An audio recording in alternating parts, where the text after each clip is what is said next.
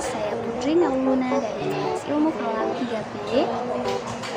Video ini ditujukan untuk memenuhi tugas ujian tengah semester mata kuliah Hukum Perkawinan. Di sini saya akan menjelaskan sedikit materi tentang implikasi perubahan peraturan usia menikah pada pelanggaran dispensasi nikah. Nah, dalam hukum perkawinan di Indonesia, untuk mengatur pembatasan usia minimal menikah sebelum mengalut pada Undang-Undang Perkawinan Nomor 1 Tahun 1974, kemudian terjadi perubahan pada pasal 7 yang mengutamakan batas usia minimal perkawinan pada laki-laki dan perempuan yakni 19 tahun.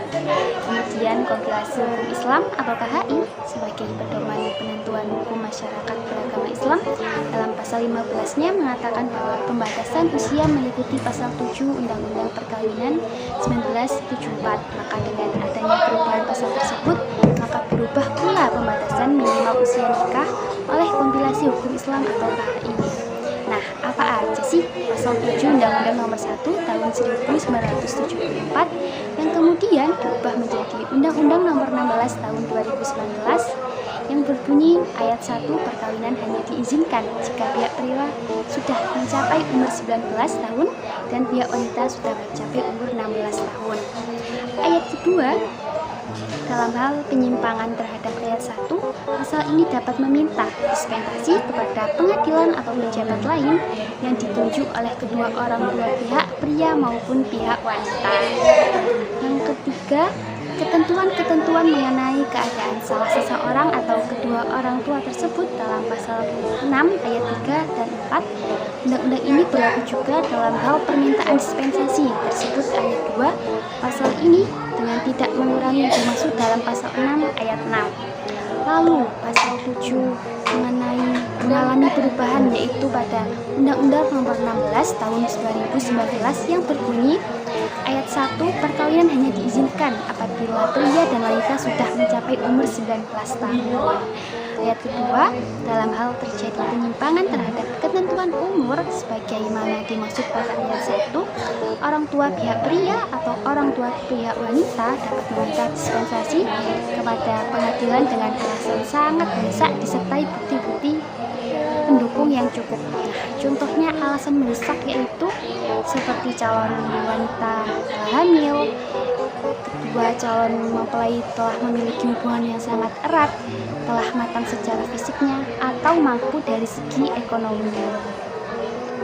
Selanjutnya ayat ketiga yaitu pemberian dispensasi oleh pengadilan sebagaimana dimaksud pada ayat 2 wajib mendengarkan pendapat kedua calon mempelai yang akan melangsungkan perkawinan.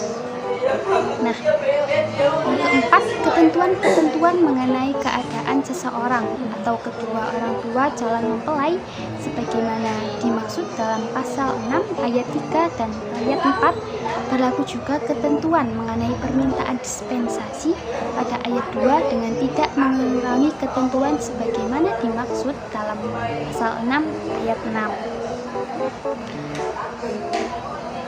Nah, selain perubahan pasal 7 di atas, apa sih maksud dan tujuan minimal pembatasan usia perkawinan itu? Nah, tujuan pembatasan usia perkawinan dimaksud ketika seseorang sudah sesuai batas usia akan dinilai telah matang jiwa dan raganya untuk dapat melangsungkan perkawinan agar dapat mewujudkan tujuan perkawinan secara baik tanpa berakhir pada penceraian dan mendapatkan keturunan yang baik dan berkualitas. Diharapkan juga kenaikan batas umur yang lebih tinggi dari 16 tahun ke 19 tahun bagi wanita untuk kawin akan meningkatkan laju kelahiran yang lebih rendah dan menurunkan risiko kematian ibu dan anak. Nah, di sini bisa ditarik kesimpulan bahwa dengan adanya pembatasan umur minimal perkawinan bisa menimbulkan dampak positif seperti meningkatkan laju kelahiran yang lebih rendah, menurunkan kasus perceraian dan nikah di usia dini. Akan tetapi, di samping timbul dampak positif, ada juga efek samping dampak negatif dari pembaruan pasal ini. angka pengajuan dispensasi yang melonjak secara signifikan setelah Undang-Undang Perkawinan disahkan. Sekian dari saya, terima kasih. Mohon maaf apabila ada salah kata, dan terima kasih.